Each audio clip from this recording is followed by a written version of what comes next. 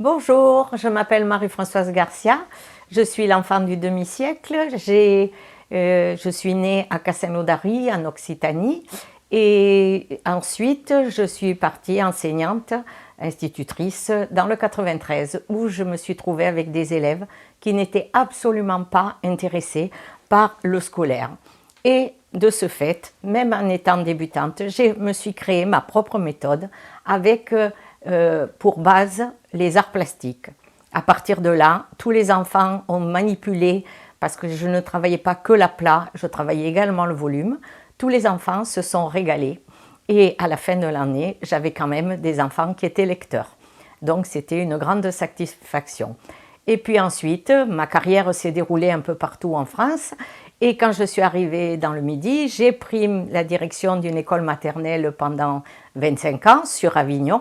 Et à partir de là, j'ai pris ma retraite. Et c'est là que j'ai décidé cette fois-ci, après m'être vraiment éclatée avec les enfants, à créer de très belles choses avec des pinceaux feutres, du matériel, que j'ai décidé cette fois-ci de passer à l'acte pour moi. J'ai décidé, après une grave maladie, de faire quelque chose pour me faire une sorte de art-thérapie. Et je suis allée prendre quelques cours d'aquarelle avec un monsieur qui était assez performant. Et après, au bout d'un an et demi de cours, ce monsieur a malheureusement arrêté son cours et je me suis retrouvée à être toute seule à peindre à la maison. Finalement, ce n'était pas une mauvaise chose parce qu'à partir de là, vraiment, je m'y suis mis de façon assez ardue. Je travaillais un minimum entre 3 et 5 heures par semaine. Et à présent, je fais des expositions et je donne même quelquefois des cours. Avec un avantage peut-être, c'est que beaucoup de gens sont performants en aquarelle, mais moi, j'ai la pédagogie, j'ai l'art de transmettre. Voilà pourquoi je suis maintenant à avoir plus de 70 toiles. Personnellement, je vais plus spontanément sur des portraits parce qu'il y a une vie, il y a une âme derrière.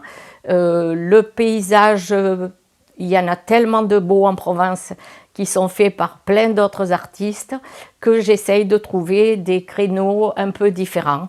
J'aime beaucoup faire des marines et j'aime bien ce qui est un peu japonisant. Et le tout fait que à chaque fois, j'ai un plaisir extrême.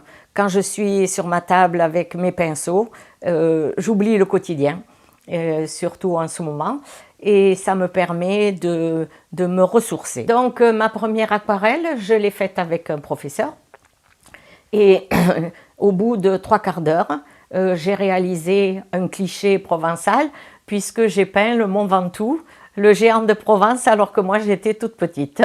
Voilà. Et après ce galop d'essai, mon professeur m'a dit que finalement, comme j'avais quand même un coup de crayon naturel, depuis l'âge de 12-15 ans, j'étais toujours en train de crayonner avec un papier tout simple et un crayon noir.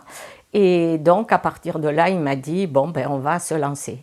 Et il nous a proposé plusieurs thèmes. Et au bout de 3 ou 4 thèmes, ce n'était pas du tout dans mon ressenti. Donc, j'ai amené carrément une image avec un portrait que j'avais gardé avec moi à travers toutes mes pérégrinations. Et c'était le portrait que je voulais vraiment réaliser.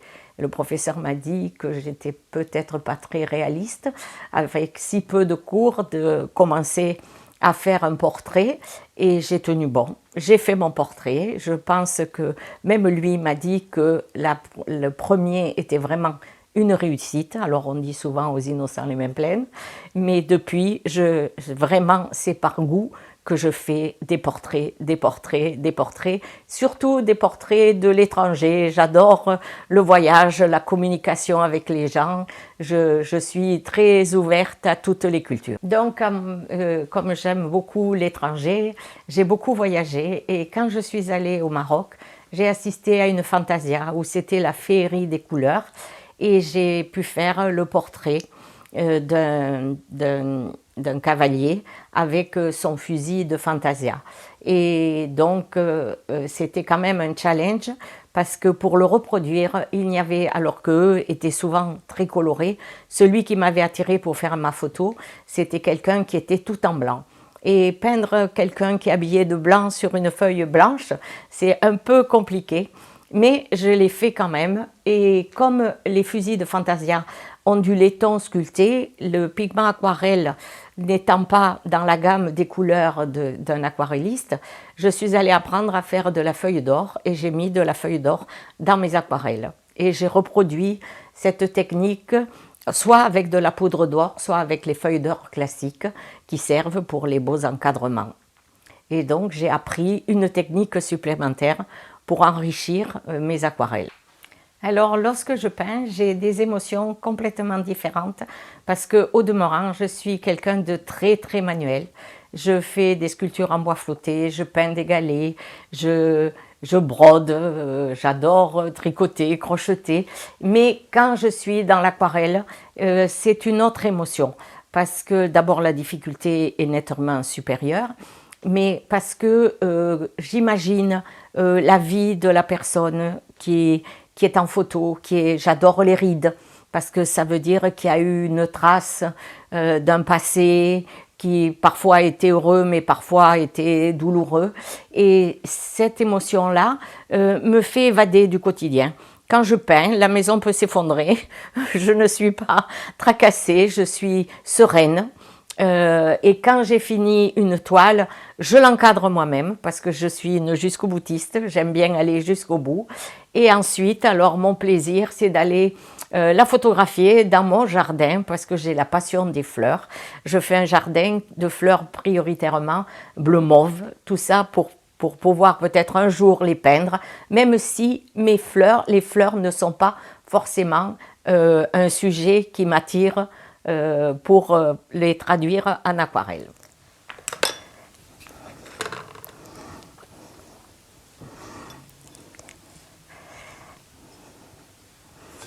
Alors là, on prépare le pigment.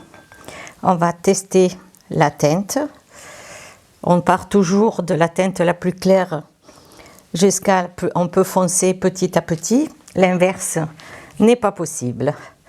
Donc, quand on prépare un fond, comme je suis en train de préparer pour ici, il faut prévoir d'avoir beaucoup de matière. Même après, quand c'est sec, on peut toujours récupérer le pigment parce que c'est très difficile d'aller recomposer. Quand c'est une teinte qui est avec le pigment direct, c'est encore faisable. Quand c'est une teinte où on mélange les pigments, il est très difficile de ne pas avoir une démarcation. Voilà, alors là, on va mouiller tout le fond grâce à ce pinceau qui est fabuleux, qui reprend beaucoup d'eau et quand je n'en veux plus, il peut très bien récupérer la quantité d'eau qu'il y a déjà sur la feuille qui est en trop. Donc là, la difficulté, c'est de commencer à mouiller son papier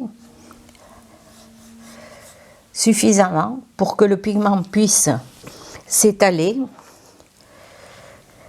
mais que cette eau que je place en priorité ne soit pas sèche trop vite pour qu'il n'y ait pas de démarcation pour le fond. Alors quelquefois on commence l'aquarelle par le sujet et quelquefois on est obligé de commencer par le fond pour délimiter les zones à peindre. Voilà, une fois que tout est bien mouillé, on regarde bien que tout soit bien imbibé et sinon on reprend encore, on regarde bien si l'humidité brille partout. Voilà, et à partir de là, on va appliquer le pigment.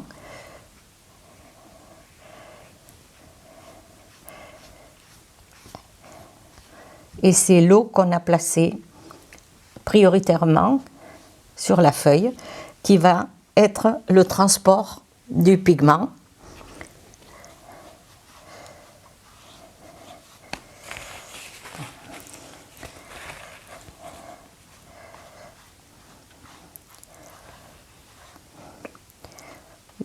ne faut pas hésiter à déborder même du cadre, puisqu'après, la Marie-Louise fera son office pour délimiter l'aquarelle.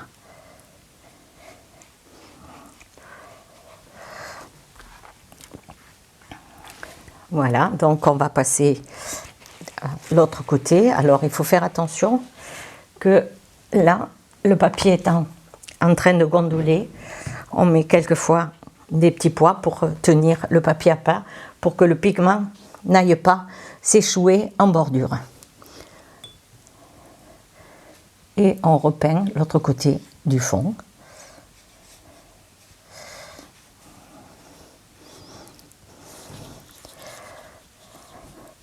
S'il y a des parties que l'on veut conserver tout en blanc, on utilise un stylo qui s'appelle du drawing gum, qui va vous permettre de faire et d'étaler une espèce de produit un peu comme un chewing-gum, qui va vous permettre de faire la fameuse réserve de blanc.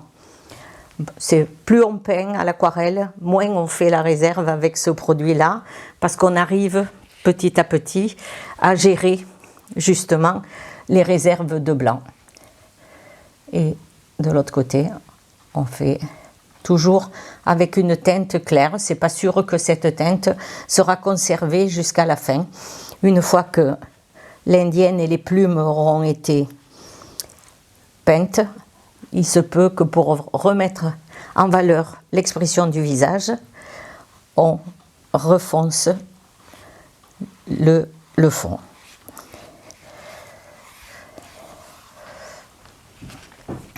Voilà, on surveille qu'il n'y ait pas de dépôt de pigment.